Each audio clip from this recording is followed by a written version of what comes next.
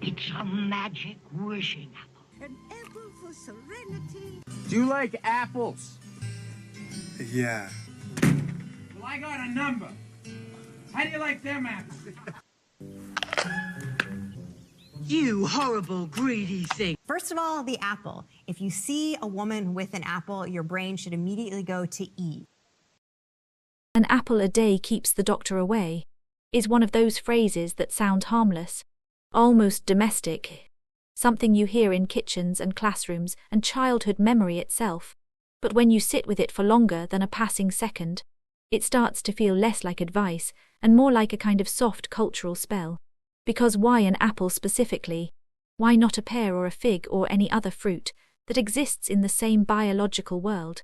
And why has this one object, out of everything nature produces, been repeatedly pulled into the center of human meaning-making, until it stops being food and starts becoming language, myth, warning, reward, punishment, temptation, and ultimately a kind of mirror we keep using to explain ourselves to ourselves. Because the apple is never just an apple, it is always something else pretending to be simple. And what is interesting is that this transformation does not begin in modern media, or in film, or even in religious interpretation alone, but much earlier, in the way human beings historically attach moral weight to objects that are visually perfect enough to carry abstraction. Because the apple, unlike many other fruits, has this unnatural aesthetic precision, this surface-level cleanliness, this symmetrical roundness that feels almost designed rather than grown, as if it already belongs in symbolism before it even enters interpretation, which is perhaps why cultures across time keep returning to it as a convenient container for whatever concept they are struggling to explain. And once you begin tracing it, the apple stops behaving like a single symbol and starts behaving like a system that repeats across mythology, religion, literature, film, psychology, branding, and even everyday language, each time slightly altered but structurally identical, always returning to the same core idea, which is the moment desire overrides consequence. When people think about the apple in Western culture, they usually begin with the Garden of Eden, even though the text itself does not actually name the fruit, because in the book of Genesis the object is simply described as the forbidden fruit of the tree of knowledge, an undefined object whose identity is intentionally left open, and yet over centuries of interpretation, translation, and visual culture, that ambiguity slowly collapses into specificity, and the fruit becomes an apple not because of textual evidence, but because of symbolic convenience, because medieval European artists needed something visually recognizable to anchor the abstract concept of temptation, and the apple, already culturally associated with sweetness, beauty, and natural desirability, becomes the perfect candidate for retroactive symbolism. There is also the linguistic coincidence that gets repeatedly referenced in later cultural analysis, the Latin word malum, which can mean both evil and, in a separate etymological category, something associated with apples, depending on grammatical structure and vowel length. And even though this is not a direct cause of the biblical narrative, it becomes a retrospective justification that allows later thinkers to frame the apple not just as a chosen symbol, but as a linguistically fated one, as if language itself was secretly aligning morality and fruit into a single object. And what emerges from this is not just a religious symbol, but a cognitive one, because what the Eden narrative actually represents, at its core, is not simply disobedience, but the introduction of reflective consciousness, the moment a being becomes aware that choices have moral weight, and that awareness itself cannot be undone once acquired, which is why the act of eating becomes so central, because consumption is irreversible, it is transformation, it is incorporation of something external into the self, and once that boundary is crossed, innocence is no longer a stable condition, and this is where the apple becomes useful as a cultural object, because it visually compresses that entire philosophical shift into something immediately understandable. A single bite. A single object. A single irreversible action, which is why later art does not need to explain it anymore. It only needs to show it. Long before cinema or religious reinterpretation stabilized the apple as a symbol of temptation, Greek mythology was already using it as a mechanism of disruption, most famously in the story of the Apple of Discord, where the goddess Eris introduces a single golden apple into a divine gathering, inscribed with the phrase, "To the fairest," a statement that seems harmless until it activates something deeply unstable within the hierarchy of divine ego, because what the apple actually does in that moment is not create desire out of nowhere, but expose the already existing structure of comparison, and once comparison enters a system that was previously assumed to be stable, collapse becomes inevitable.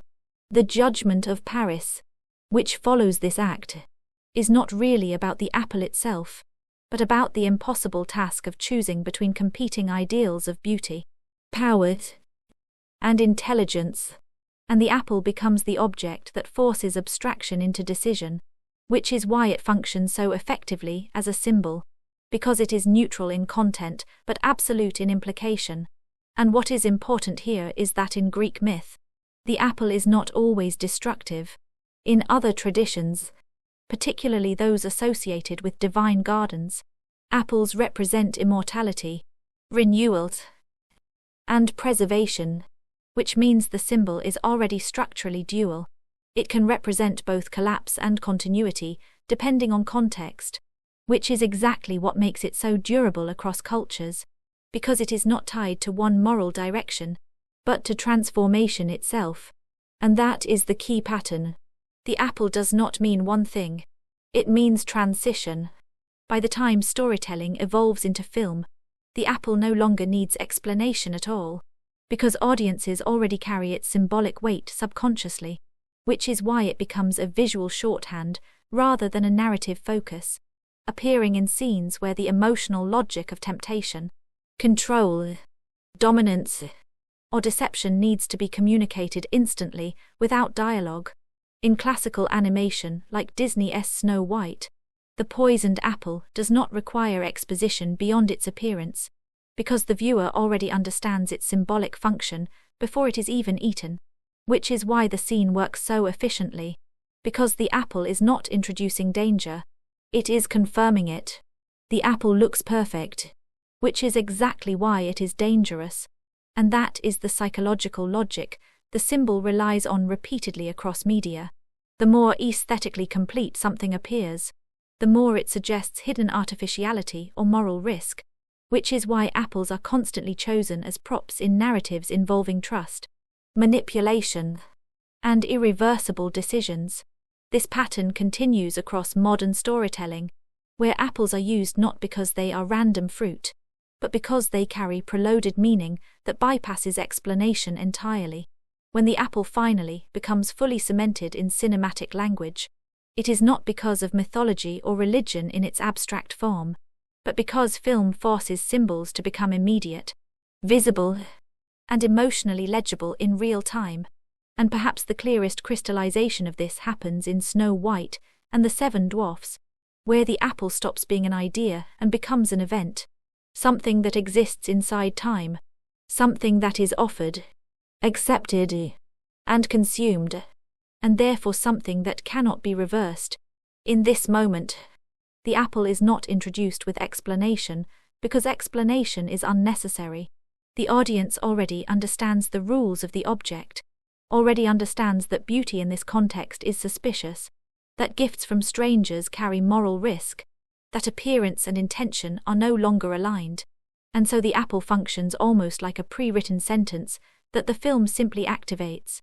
What is interesting is that the apple is not visually monstrous. It is not dark or distorted or obviously poisoned in appearance. It is, in fact, almost aggressively perfect, polished, saturated, symmetrical, almost excessively beautiful in a way that feels artificial, even though it is drawn from nature. And this is precisely where the symbolic logic becomes psychologically sophisticated, because what the apple represents here is not obvious danger. but the collapse of trust in surface-level aesthetics, the idea that perfection itself might be a form of concealment, and that what appears most desirable may be structurally the most unstable. And once that idea enters cultural consciousness, it never leaves, because it can be transferred endlessly, from fairy tales to advertising, from animation to psychology, from narrative fiction to everyday perception. The apple becomes shorthand for anything that is too visually complete to be emotionally safe.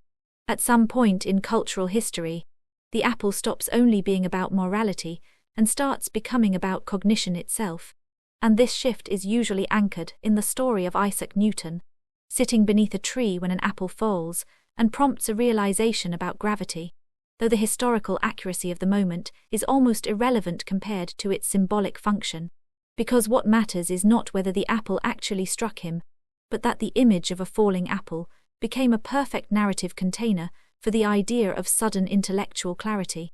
The apple becomes an object of interruption, a disruption in the ordinary flow of perception that produces insight not through accumulation, but through collision. And this is important because it reframes knowledge as something that does not always arrive through effort, but sometimes through accident, through observation, through the sudden reorganization of attention. And once again, the apple is perfect for this role because it is both ordinary and visually distinct, something that can exist in the background of daily life while still being noticeable enough to carry symbolic weight when removed from context. So in this framework, the apple no longer represents temptation alone. It represents understanding, but understanding itself becomes dangerous in a different way, because every form of knowledge, once acquired, changes the person who acquires it, and that irreversible transformation is structurally identical to the Eden narrative, even if the moral framing is different. In both cases, the apple marks the moment where ignorance is no longer available as a return point. When the apple enters modern corporate identity, particularly through Apple Inc., it does something unusual for a symbol that has carried thousands of years of moral and mythological weight. It does not reject its past, it absorbs it.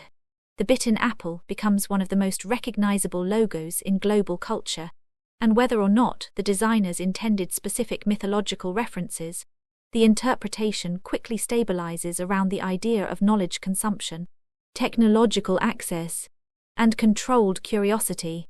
The bite itself is especially significant because it visually encodes incompletion and participation simultaneously. It suggests that something has been taken, accessed, activated, and this aligns almost too neatly with the older symbolic frameworks of forbidden knowledge, except here the forbidden aspect is softened into invitation, the danger is reframed as innovation, and the moral boundary becomes a consumer experience.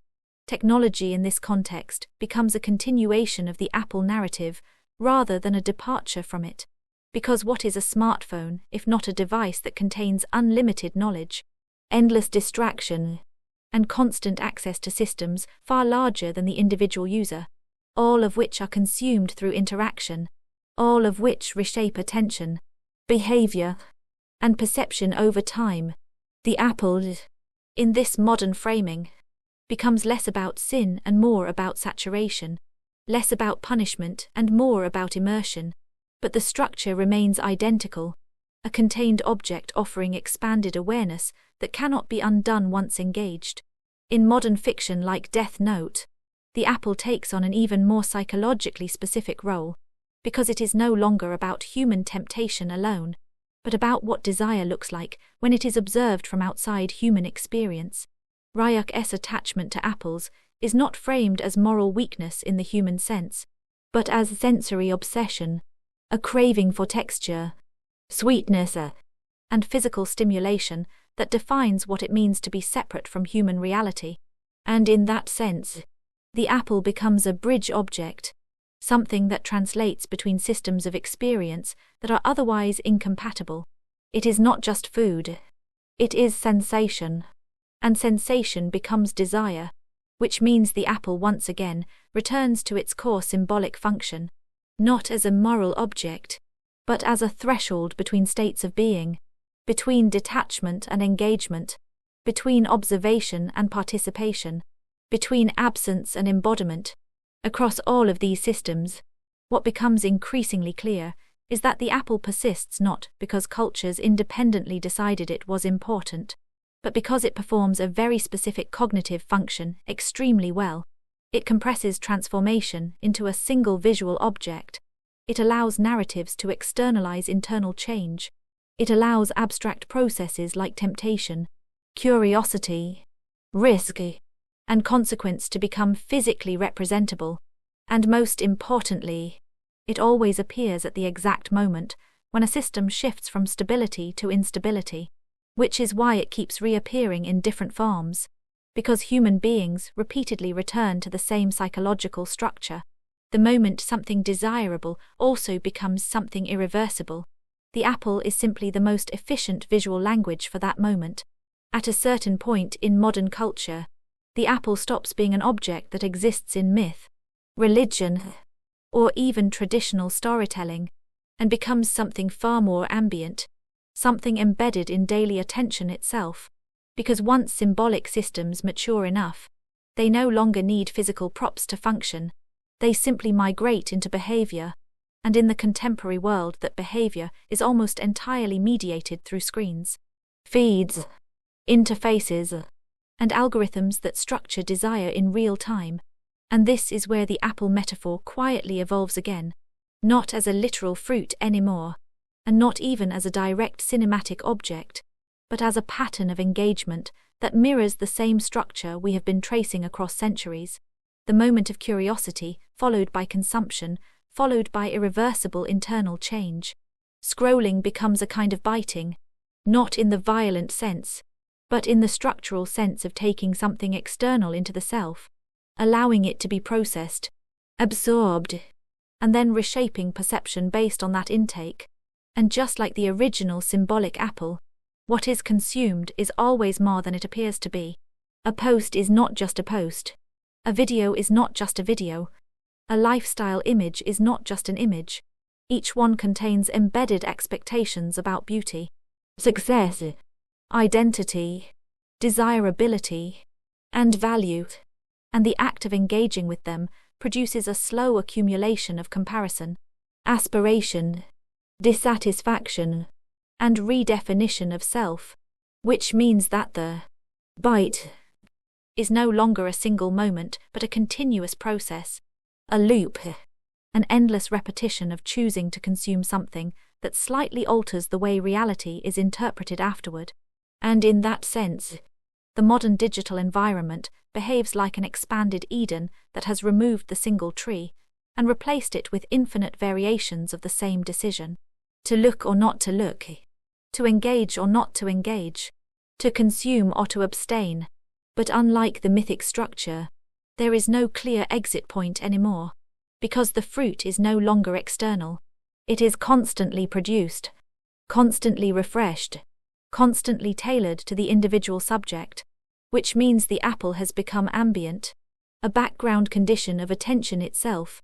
Across mythology, fairy tales, and modern media, apples are repeatedly placed in proximity to femininity, not because femininity is inherently tied to the symbol, but because cultural storytelling has historically used beauty as a site where desire and danger are allowed to overlap without contradiction.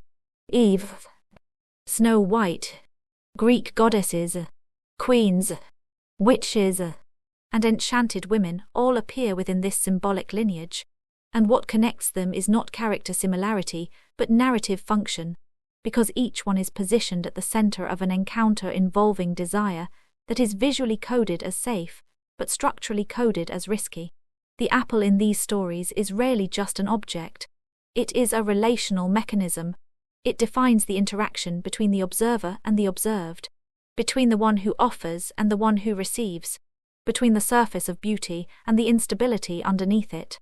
And what becomes culturally significant over time is not just that women are associated with apples in storytelling, but that beauty itself becomes treated as a form of symbolic ambiguity, something that can simultaneously attract and threaten, reassure and destabilize, invite and warn, This is why the poisoned apple works so effectively as an image.